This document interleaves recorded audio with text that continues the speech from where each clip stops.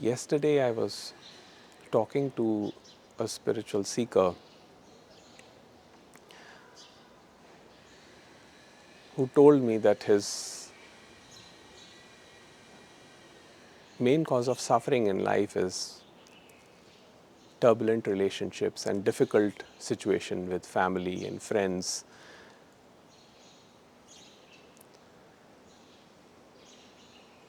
And that this suffering had brought him to a point of collapse where he just didn't know what to do, how to bring peace in his life. So he did what every seeker would do in such a case, is to go to gurus, to ashrams, where he was advised to follow certain practices, to follow a code of conduct in order to purify himself. Because they told him that he had committed sin.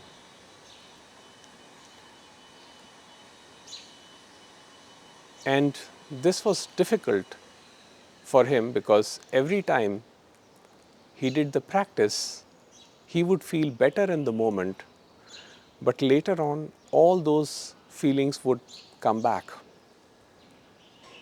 And no practice, nothing made him feel that he was making any progress.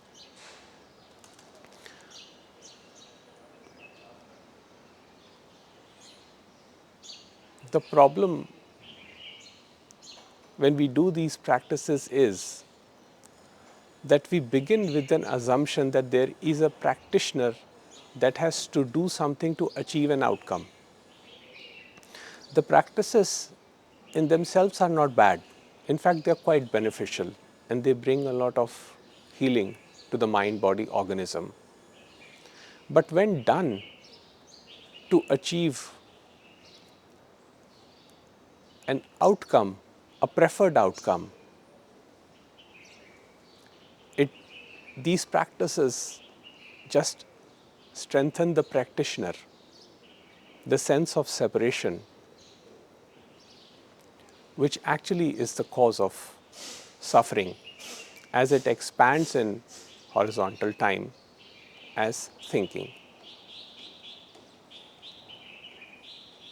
So the more we engage in this thinking, the more this thinking mind becomes stronger and loses sight of the presence. Although the presence is never gone, it is always there. So when I told this seeker that nothing needs to be done other than to simply accept what is happening or surrender. So then the seeker told me that, but he has tried to surrender and he is unable to, and he doesn't know how to surrender.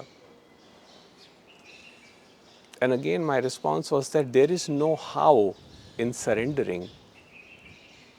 There is no trying in surrendering. There is simply surrendering. If you're asking how to surrender, how to let go, it is still the thinking mind trying to contemplate its way to a preferred outcome, which keeps us trapped in the cycle of seeking.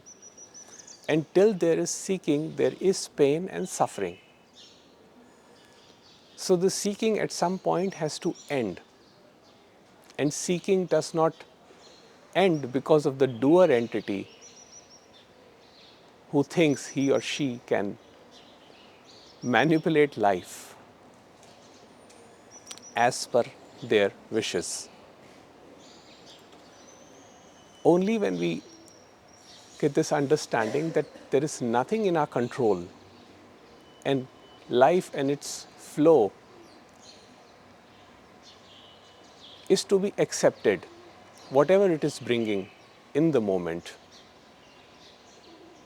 especially our attitude towards the flow of life has to be that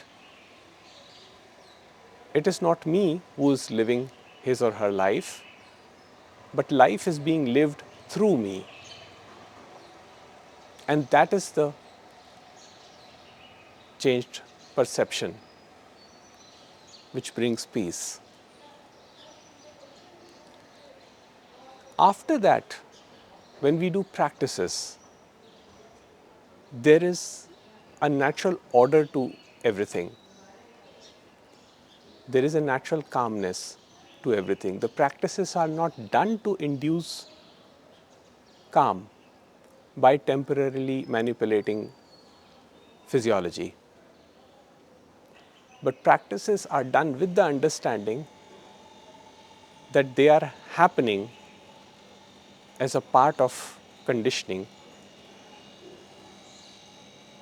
and they bring relief to the mind body organism.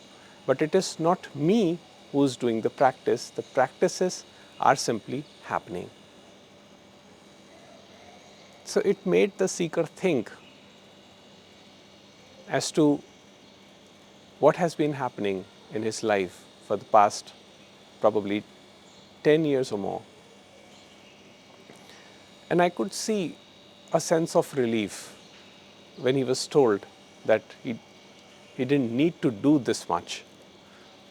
Just do practices for their own sake, but not to achieve something, not to purify yourself, because your nature is purity. Your nature is pure subjectivity.